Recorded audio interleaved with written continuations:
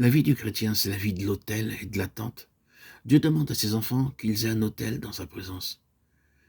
Et sur terre, une tente. L'autel requiert une tente et la tente un autel en retour. Il est impossible d'avoir un autel sans avoir une tente, et de même d'avoir une tente sans un autel en contrepartie. L'autel et la tente sont indissociables. Il ne peut y avoir de séparation entre eux.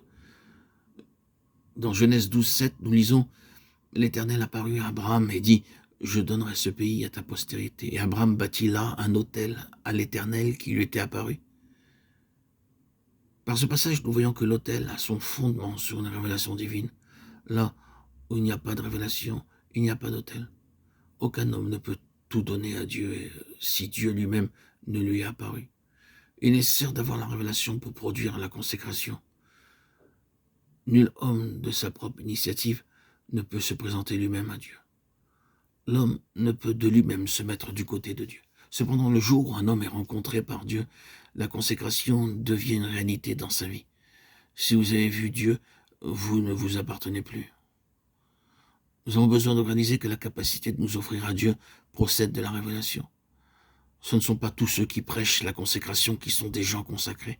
Ce ne sont pas tous ceux qui ont compris la doctrine de la consécration qui en connaissent la réalité. Seuls ceux qui ont vu Dieu sont des personnes consacrées. Dieu est apparu à Abraham et la conséquence immédiate fut qu'il bâtit un autel à l'Éternel.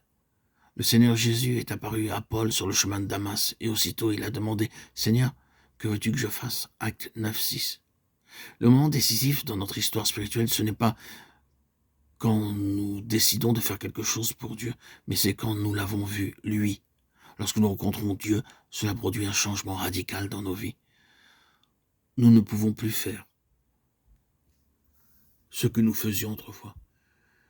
Quand je le rencontre lui-même, alors je peux renoncer à moi-même. Cette question cesse d'être une exception lorsque nous avons rencontré Dieu. Nul homme ne peut voir Dieu et vivre. Si Dieu se manifeste à un homme, tout le cours de sa vie est transformé.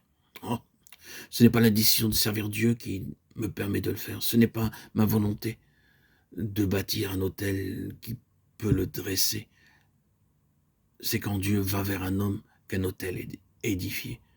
Lorsque Dieu apparut à Abraham, il lui dit « Je donnerai ce pays à ta semence » Genèse 12, 7. La révélation divine nous introduit dans un nouvel héritage. Elle nous permet de saisir que le Saint-Esprit nous a été accordé comme le gage de cet héritage, que nous possédons et que nous posséderons plus tard en plénitude.